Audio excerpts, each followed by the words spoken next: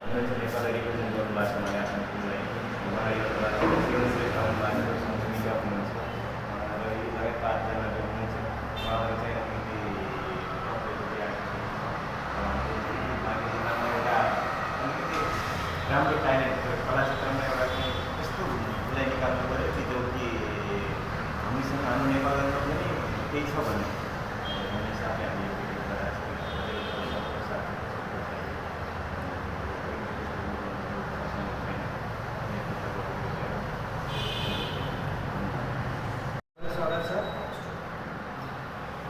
यो dance party dance programme भइरहेको छ। अब यो खालि डान्स पार्टी डान्स मात्रै होइन कि यो अघिल्लो युगको लागि राम्रो प्लेटफर्म दियो भनौँ, किनभने यस्तो प्रोग्राम आउँछ नेपालीमा भात भएको छ हुन्छ तर नर्मली जब बस्छ एउटा यस्तै नेसनल आर्टिस्टलाई बोलाउँछ अनि गर्छ त्यो गर्दा यहाँको जो प्यारेन्ट्सहरू के भन्नुहुन्छ कि ए आफैले प्रोग्राम गरे आफै बच्चाले जिताए आफैले गर्छ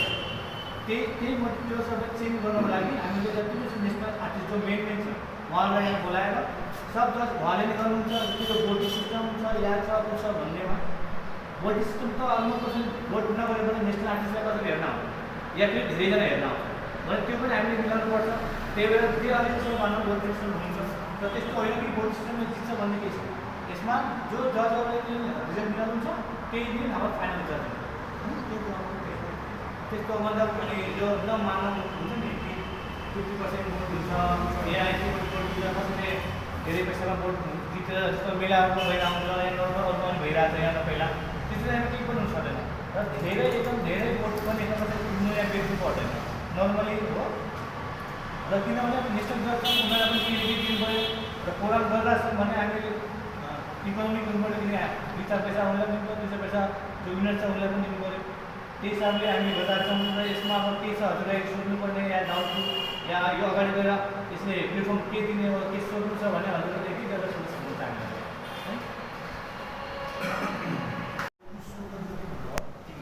हामीलाई त्योभन्दा पहिले चरणहरूमा हुन्छ होला नि हजुर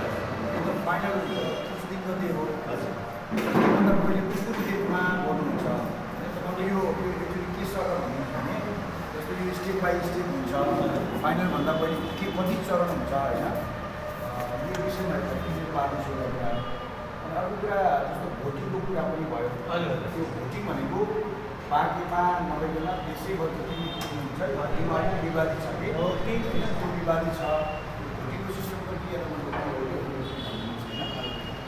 अनि अब समग्रमा यो प्राइजहरू कुरा त गर्नुभएको छ यो विश्वसनीयताको कुराहरू होला होइन पहिलो कुरा चाहिँ भोटिङको कुरा के हो तपाईँको अनि त्यसपछि अब यो कसरी चरणमा गर्नुहुन्छ हाम्रो राउन्ड भनेको 4वटा हुन्छ अडिसन राउन्ड चाहिँ अब अडिसन नै भयो त्यहाँ जान्छ फर्स्ट राउन्ड हुन्छ मेगा अडिसन त्यसपछि डाइरेक्ट कोरियोग्राफी राउन्ड हुन्छ त्यसपछि सेमी फाइनलपछि डाइरेक्ट फाइनल 4 राउन्ड थियो एक हाम्रो अडिसन मिलाएर 5 बनाएको छ अनि त्यसको लागि हाम्रो छ कार्तिक 24 गते राजापुरमा त्यसपछि त्यो बिदाको दिन छ त्यही भएर त्यसपछि अर्को दिन चाहिँ हाम्रो गुलरियामा 25 गते कार्तिक भयो त्यसपछि हाम्रो आयो कार्तिक 27 गते कोलपुर किनकि शनिबार पर्छ त्यही भएर त्यो दिन सुटेबल हुन्छ हाम्रो त्यही भएर त्यसपछि मङ्सिरको 3 गते हाम्रो धनगढीमा हुन्छ त्यसपछि 4 गते हाम्रो नेपालगञ्जमा र हामीले दाङको पनि ट्राई गरिरहेको छौँ 5 गते चाहिँ हाम्रो दाङमा हुन्छ र यसमा अब भोटिङ सिस्टम भन्नुभयो कस्तो छ भने अब टिकटै नराखौँ भने मान्छे कहिले पनि बढी आइदिन्छ उनीहरू कन्ट्रोल गर्न पनि गाह्रो हुन्छ हामीले र धेरै राख्यो भने मान्छेले भन्छ यति टिकट राख्नु भएको छ यो राख्नु भएको छ त्यो राख्नु भएको छ भनेर त्यही भएर टिकट चाहिँ हुन्छ तर त्यो हिसाबले हुन्न कि त्यो टिकटले विनरको केही इफेक्ट गर्दैन जो विनर फर्स्ट सेकेन्ड थर्डमा केही फरक पर्दैन टिकट चाहिँ नर्मली मानौँ जस्तो 3000को हुन्छ भने 2000को हुन्छ भने लिमिटेड हुन्छ र सबैले त्यति नै गर्नुपर्छ नत्र भने कस्तो हुन्छ कि टिकट नखिच्यो भने एउटा मान्छेको 10-20 जना आइजाला फेरि हामीले त्यसलाई कन्ट्रोल गर्न सक्दैनौँ 20 जना चाहिँ तपाईँ नर्मली यहाँ भएको हेर्नुहोस्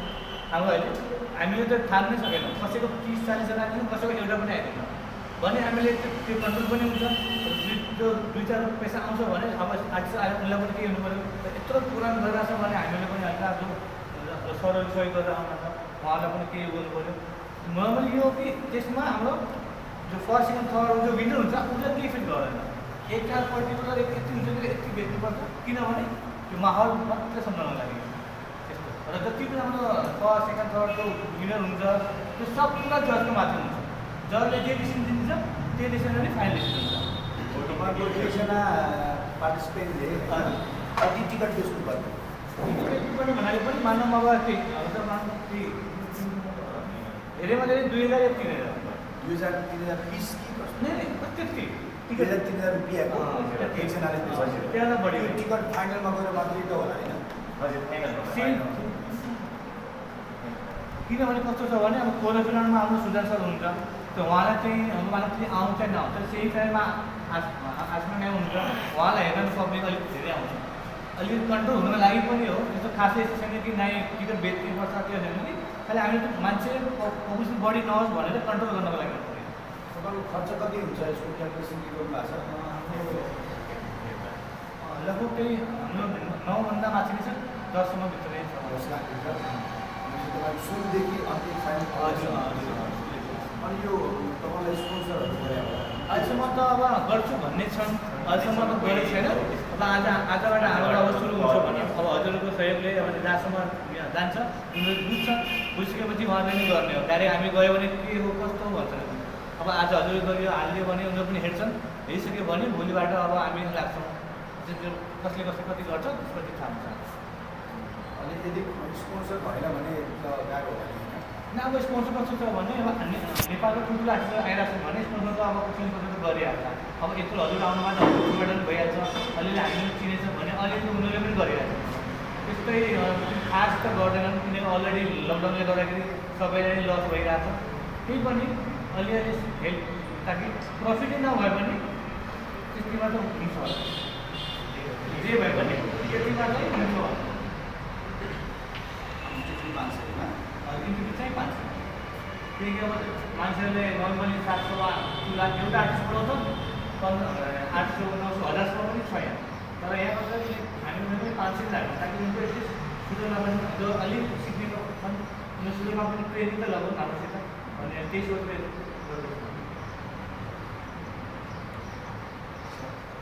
लाइकवाइज ग्रान्ड फिनालेको चाहिँ प्याकेज कस्तो बनाउनु भएको छ? लाइक सबै अडियन्सलाई एउटै प्याकेज छ कि फरक फरक प्याकेज गर्नु? प्याकेज भन्नाले त्यो टिकट प्राइस जस्तै भिआइपी आए पनि त्यही प्राइस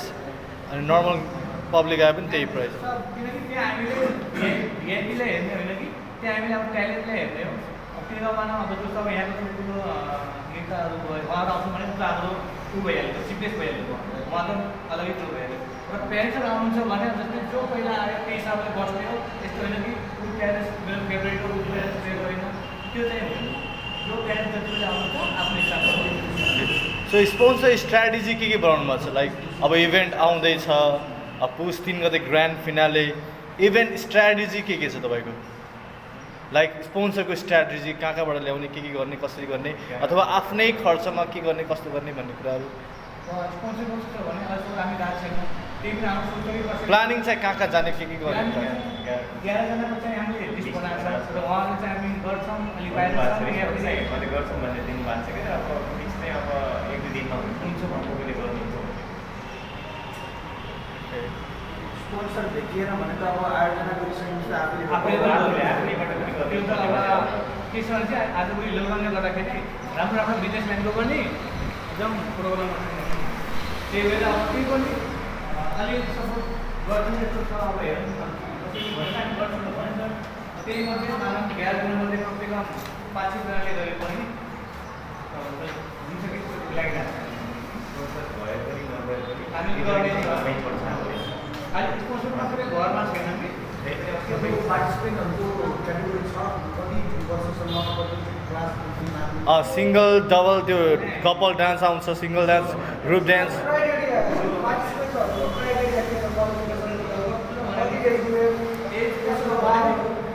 नर्मली डान्स गर्ने खालको हुनुपऱ्यो, उसले डान्स नै बुझ्नु पऱ्यो। 5 देखि माथि नै बुझ्छ भने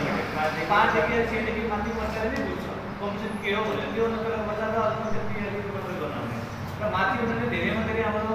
बेसी त्यसभन्दा माथिको त अलिकति पार्टिसिपेट गर्दै हो किनकि उनीहरू अलिअलि पर्टिकुलर यति भन्ने हामीले भन्नु थिएन, तर ओपन छ, कोही पनि गर्न सक्छ। तर बुझ्नेले 5 देखि माथि छ, माथिमा अब नेपाल 22 जस्तो हुन्छ तिमीले गर्नु त्यो चाहिँ होइन त्यो गर्ने के गर्नु त्यो चाहिँ एज क्राइटेरिया भयो 5 वर्षदेखि माथिको एज क्राइटेरिया भयो लाइक अब डान्स स्टाइल क्राइटेरिया चाहिँ के छ अब झ्याउरे नाच्न आउँछ झ्याउरे पनि आउन पायो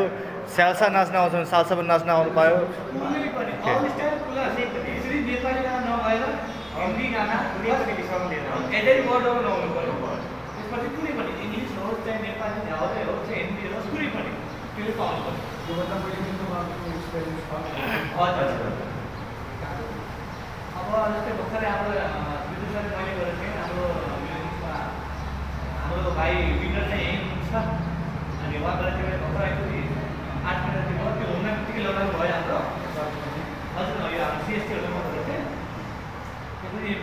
मेलाहरू पनि अब हामीले गर्छ यहाँ त पहिला वर्ल्ड डान्स लिग भएको थाहा होला मैले 2 साल पहिला त्यो वर्ल्ड डान्स लिग पनि पोखरामा चाहिँ फाइनल भएको नेपालको फाइनल अनि तर यो हाम्रो दाङदेखि यतापट्टिको चाहिँ मैले गरेँ त्यसको जज पनि म आफै थिएँ अनि यहाँबाट जो भाइहरू सेलेक्ट गरेर पोखरा गएको थिएँ त्यही उहाँ फाइनल भएर अनि इन्डिया गएको त्यही बेला हामीले चाहिँ अलिक ट्यालेन्टलाई अगाडि बढाउने प्रक्रिया चाहिँ भइरहेछ तर पर्टिकुलर एकदमै राम्रोसँग भइरहेको छैन किनकि यो कहिले के भएर बिचमा बाटो उ भइरहेको छ मेरो नाम चाहिँ भरत शाही हो म 6 सालसम्म बलिउड इन्डस्ट्रीमा नै काम गरेर म अहिले इन्डियाको मुभिजहरूमादेखि लिएर डान्स प्लसको भएर सुपर डान्सरमा गयो अनि यहाँ पहिला जस्ट डान्स भनेर एउटा प्रोग्राम थियो अनि डान्स प्लस कोरियोग्राफी जो जति ब्याक डान्सर हुन्छ नि हाम्रो फिल्महरूमा त्यसमा अलमोस्ट भनौँ न 3-4 सालदेखि म गर्दै आएको छु र अब अहिले 3 सालको म यहाँ आएको अनि यो 3 सालमा चाहिँ गर्न पाएको छैन किनकि कहिले लकडाउन पहिला इन्डियन सुटिङहरू पनि भइरहेको छैन अहिले अब चाहिँ भर्खर सुरु भएको छ अब सायद जान्छु होला फेरि यो आइरहेको छ करण अर्जुन आइरहेको छ त्यसको लागि फेरि साथमा जान्छु होला यो 1 महिनाको लागि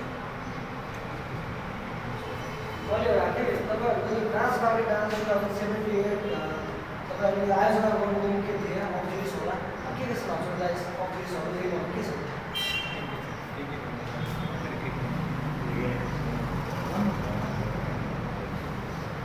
हाम्रो के छ भनेपछि धेरै राम्रो ट्यालेन्ट बच्चाहरू यहाँ सोच्छौँ न कम्प्लेन गरेर खोज्छ तर उनको दिमागमा के छ भने हामीले अगाडि जान्छ जस्तै मानौँ अब ल्यान्ड बुटोलबाट आउँछन् यहाँ कम्पिटिसन गराउँछन् विनर गयो भोलि पैसा दिए गइहाल्यो अगाडि के छ केही छ काठमाडौँबाट आयो कम्पिटिसन गरायो विनर गयो टिकट जति भन्नुपर्थ्यो कमायो गइहाल्यो उनको लाइफै छैन र हाम्रो के छ भने भोलि हामी रियालिटी सो चाहिँ टिभीमा ल्याउँदैछ जानुहोस् यही डान्समा चाहिँ डान्स हामीले रियालिटी सोमा ल्याउने तयारी गरेछौँ यही मानव 6-7 महिनापछि हुन्छ कि कहिले हुन्छ र यहाँ जो राम्रो ट्यालेन्ट छ उनीहरूलाई चाहिँ हामी डाइरेक्ट चाहिँ चान्स दिने र प्लस अब यसपछिको जो इन्डियाको रियालिटी सो हुन्छ भने हाम्रो जो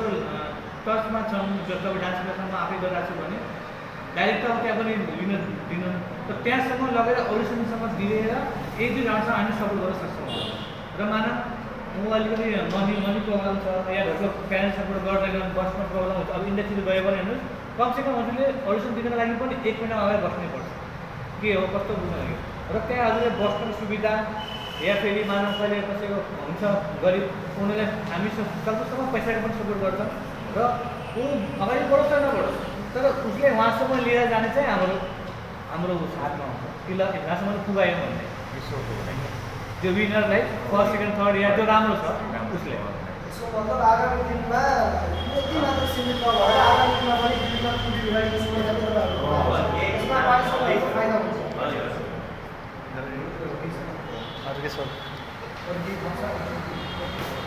मेरो प्रोग्राम हेर्दा सबै ब्याग देख्थ्यो कि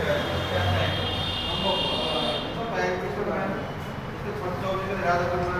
25 गते फेरि गुजराटियामा 70 गते कोलकातामा 3 गते तपाईँ धनगढी गर्दै हुनुहुन्छ 3 गते धनगढी नेपालमा आउनुपर्छ नेपालमा डान्स जानुपर्छ त्यसको याद देख्यौँ त्यहीको एउटा मान्छेलाई यस्तो मानव राजापुरको मान्छे छ भने जहाँ अडिसन लाग्ने हो त्यहाँको डान्स क्लासलाई कन्ट्याक्ट नगरेर हामी डाइरेक्ट गर्न सक्दैछौँ है कन्ट्याक्ट गरेर अलरेडी उसले मार्केटिङ गर्दैछ र हामी यहाँबाट चाहिँ हामी 4 मानेर गयो भने पनि त्यहाँको मान्छेहरूले हाम्रो सपोर्ट गरिरहेको तपाईँको यो जब राउन्ड फाइनलमा पास गरेको अगाडि पनि फाइनलमा मात्रै हो कोरियोग्राफी राउन्डमा अब सुजान सर हुनुहुन्छ सेमी फाइनलमा आस्था म्याम हुनुहुन्छ र फाइनलमा जित्छ र पल्टिन्छ र जो सिओ सर हुन्छ उहाँ चाहिँ हाम्रो मेगादेखि चारवटा राउन्ड र हर राउन्डमा अलग अलग कुरा हुन्छ त्यो पर्टिकुलर फाइनल मात्रै नभएर हर राउन्डमा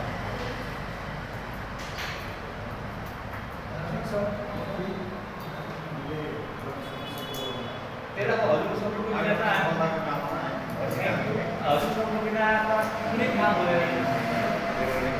त्यही भएर अब कसैको हामीले जितिसकेको छैन नाम अलिकति एउटा आउनु भएको छ होइन किनकि अब आउनुभयो त्यो त एकचोटि आफैले सरलताबाट आउनु भएको छ आफैले परिचय गर्नु म चाहिँ उभिरहेको छु अनि म धेरै धेरै काम गर्छु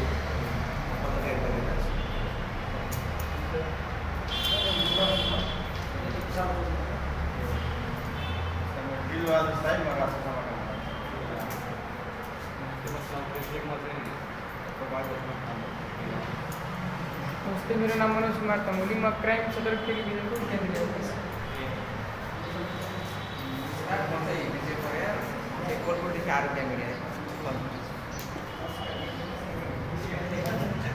नमस्कार, म सरोज राज है। म कोभिड संस्था र म विभिन्न पार्टीका साथ सरकार गुड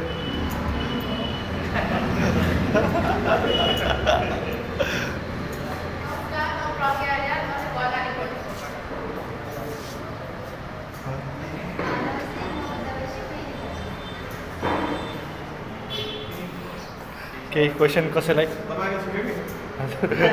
नमस्ते, म रवि बस्नेत, रेडियो सद्भावबाट।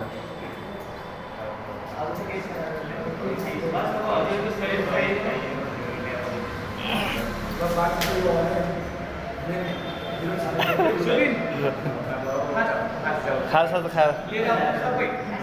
सबै एफएम